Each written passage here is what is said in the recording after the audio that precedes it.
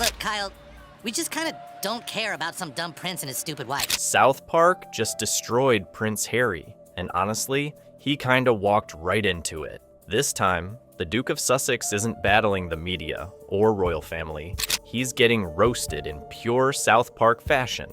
In this satirical breakdown, we dive into what fans are calling the Bow Down to Meghan storyline, where Meghan allegedly demands Harry never meet King Charles unless he agrees to her curtsy clause. Yep, you heard that right. Add Cartman, Stan, and Kyle to the mix, and it's a royal meltdown with popcorn-worthy drama. So, what's really going on behind Harry's awkward London comeback? Why is Meghan turning family visits into power plays? And most importantly, how would South Park handle a royal tantrum this big? Let's dive into it.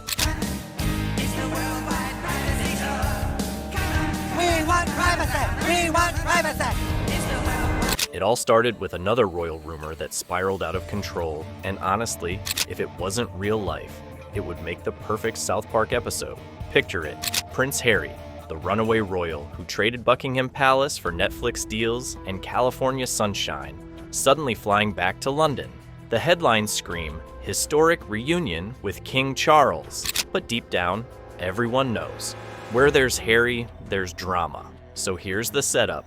Prince Harry shows up in the UK for the Well Child Awards, supposedly to honor sick kids, and maybe patch things up with his father after nearly 2 years apart. Sweet, right? Except, not so fast. Word spreads that Harry's bringing demands.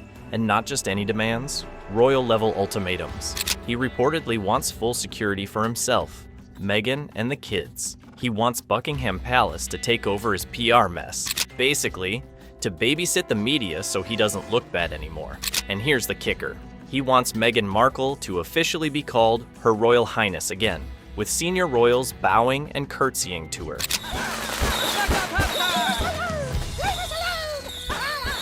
Down with the monarch! Windows open! Now, take a second to let that sink in.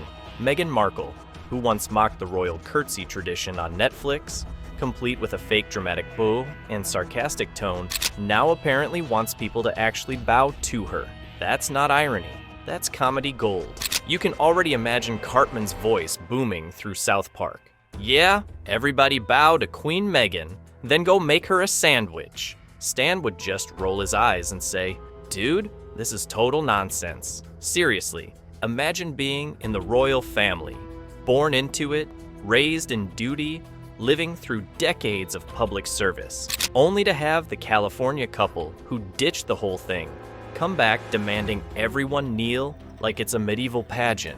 It's like the Kardashians showing up at City Hall one morning demanding that all of LA curtsy before them. Nobody's doing that, dude. Yeah, the neighbors across the street are setting off fireworks and it's 10:30 at night. Oh, is it the Prince of Canada and his wife who just want to be left alone? Yes, they're being super loud and I'm trying to work on my brand. Now, Harry says he won't return to the UK without rock-solid security guarantees. Which, let's be honest, sounds less like a safety issue and more like an ego trip. Because funny enough, when he visited London earlier this year for a court case, he didn't exactly seem like a man in constant danger. Here's the story. Harry apparently decided to drop by a friend's house. Sweet little reunion idea, right? Except he completely forgot where his friend lived. So there he was, the Ginger Prince himself, standing on some random doorstep in broad daylight, knocking on the wrong door. The housekeeper opened it, blinked, and didn't even recognize him. Cartman would have had a field day.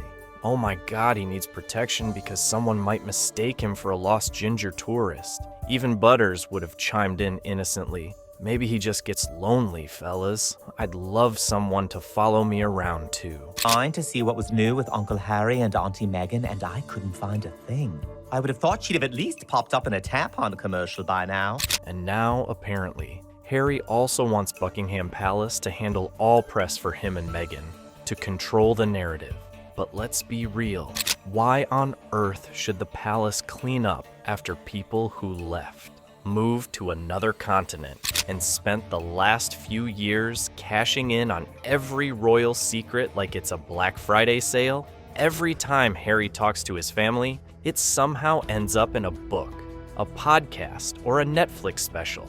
And we're supposed to believe this latest London trip is about making peace? Come on, that's not peace. That's power play.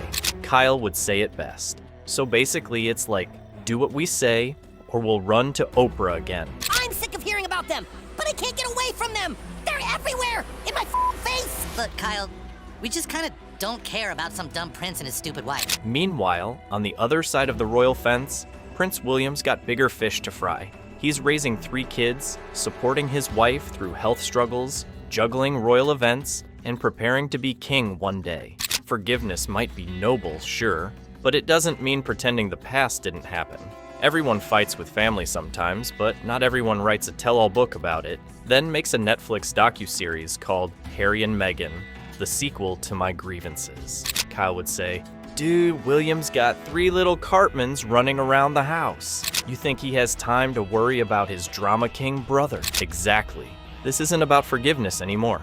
It's about boundaries. You can forgive someone, but you can't let them back into your life like nothing happened, especially when they've burned the royal bridge and then tried to charge admission for people to walk across it. And yet, here's Harry, not showing up with an apology, but with demands, ultimatums, conditions, like some royal version of, give me your lunch money or I'll tell everyone your secrets. My wife and I are totally like, you should write a book because your family's like stupid and then so are like journalists. The sad part? It's not even working anymore. Their influence has flatlined. Their big projects, the ones that were supposed to make them Hollywood royalty, are tanking faster than you can say, Spare, the sequel. Even Oprah's reportedly keeping her distance now. That's when you know things are bad. Kenny would mumble through his muffled voice. Even I would have got a job by now if I were them. Let's talk about Meghan's latest flop. With Love, Meghan, Season 2. Remember how she hyped it up, promising that it would be a cultural phenomenon? Well, the numbers tell a different story. The first season at least made it into Netflix's top 10 in a few countries. Season 2, nowhere to be found. Not even hate watchers showed up. You know it's bad when people won't even watch just to make fun of it. Cartman would have said, bro, not even bots were streaming that thing. But instead of admitting it flopped, Meghan spun it like a PR magician. It's a continuation of a beautiful partnership, she said, which in reality means Netflix didn't extend the $100 million deal. They just gave them what's called a first look deal. Translation? If you manage to make something half decent, we'll look at it. Maybe. Basically, Netflix went from we trust you to prove it. And now you wrote a book that reports on the lives of the royal family. Right. So you're a journalist. We just want to be normal people. All this attention is so hard. And when even Netflix starts ghosting you, that's when you know Hollywood's patience has expired. So, what do Meghan and Harry do when everything else fails? They play the last card they have, their kids. Yep. The same kids they once swore they'd protect from media attention are suddenly the stars of adorable little behind-the-scenes moments. Archie holding a clapperboard, Lilibet playing peekaboo with the film crew. Instagram's full of it, but insiders say that wasn't just family fun. It was a test run. And guess what? It worked. People ate it up.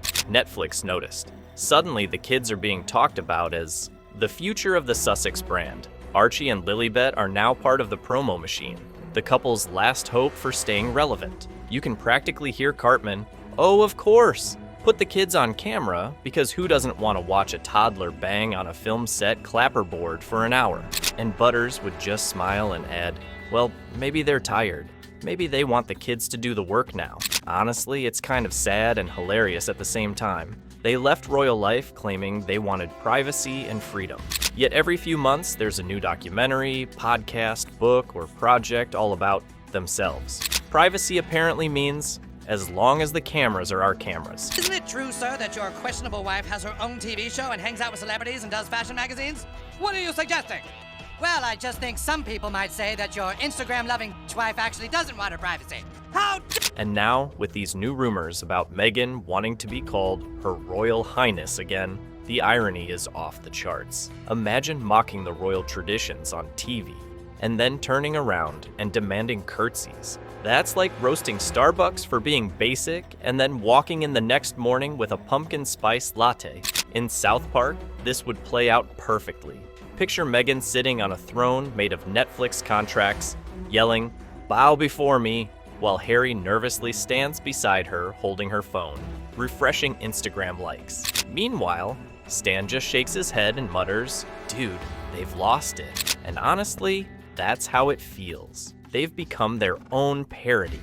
Two people so caught up in controlling their image that they've turned into walking memes. At the end of the day, South Park wouldn't even have to exaggerate much. The story writes itself. The ex-royal couple demanding curtsies, the flopped shows, the dramatic PR demands, the kids being dragged into the spotlight. It's a full-blown cartoon come to life. Cartman would wrap it up with his signature line, "You know what the moral of the story is, guys. Don't leave your castle if you still want to be treated like royalty."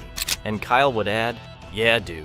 Or at least don't make your own parody before South Park does it for you."